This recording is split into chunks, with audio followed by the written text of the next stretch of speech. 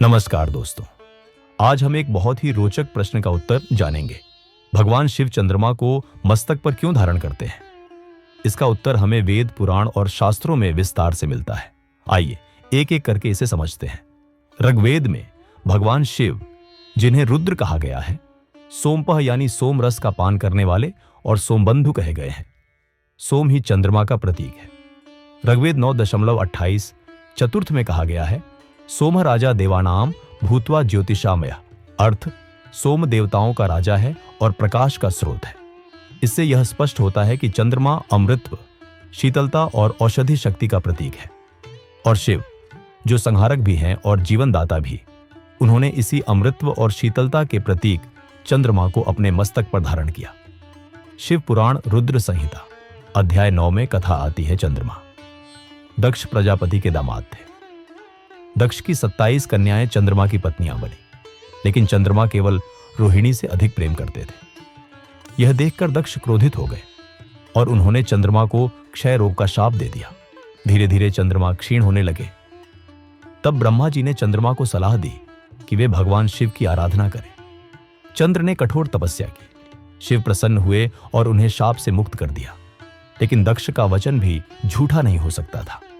इसलिए शिव ने उपाय निकाला, चंद्रमा को अपने जटाझूट में धारण कर लिया और वरदान दिया कि कृष्ण पक्ष में वे क्षीण होंगे और शुक्ल पक्ष में वृद्धि पाएंगे।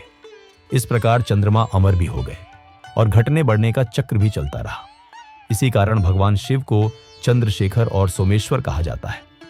भागवत पुराण स्कंध 6 अध्याय 6 में भी यही कथा आती है।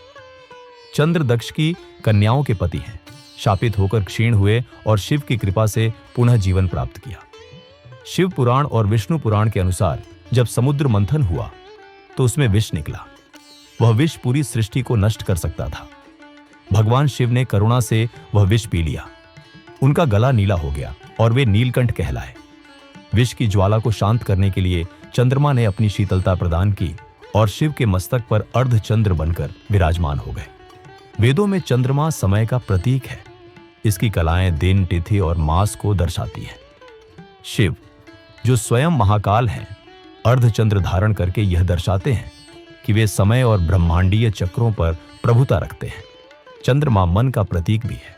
योगी वही है जो अपने मन को नियंत्रित कर उसे भगवान को समर्पित कर दे। शिव ने चंद्र को धारण कर यही संदेश दिया। चंद्र सौम्यता और शांति का भी प्रतीक है। शिव के रौद्र स्वरूप के साथ यह सौम्यता संतुलन बनाती है। यही कारण है कि शिव विनाशक भी हैं और कल्याणकारी भी। अगर आपको यह कथा और इसका अर्थ पसंद आया हो तो वीडियो को लाइक करें, चैनल को सब्सक्राइब करें और बेल आइकन दबाएं। हर हर महादेव।